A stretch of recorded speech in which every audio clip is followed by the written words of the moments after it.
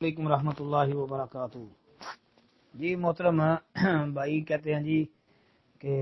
جب کوئی بندہ لین دین کرتا ہے، کسی سے کوئی درہم لے لیے تو جب واپس کرنے ہیں تو یاد نہیں کتنے تھے کتنے نہیں، تو وہ کہتا ہے چلو 25 تھے، وہ کہتا ہے پتہ نہیں، چلو آپ 20 دے دو، کوئی بات نہیں۔ تو اس طرح کا معاملہ محترم بھائی، سب سے پہلی بات تو یہ ہے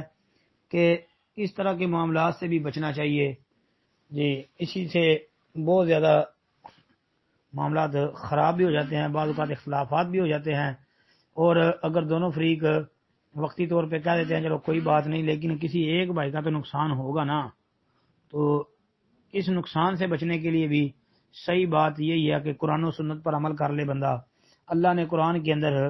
اہل ایمان کو یہ حکم دیا کہ جب آپ آپس میں لین دین کرو تو لکھ لیا کرو۔ تو محترم بھائی لکھ لے بندہ، جب کوئی کسی سے ادھار لیتا ہے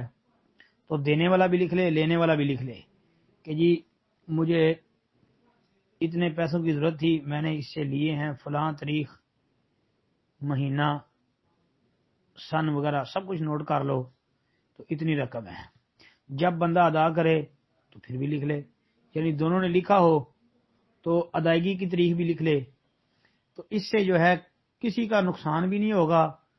دل کے اندر کوئی بات بھی نہیں رہے گی، تو اللہ کے فضل و رحمت سے اللہ رب العالمین کے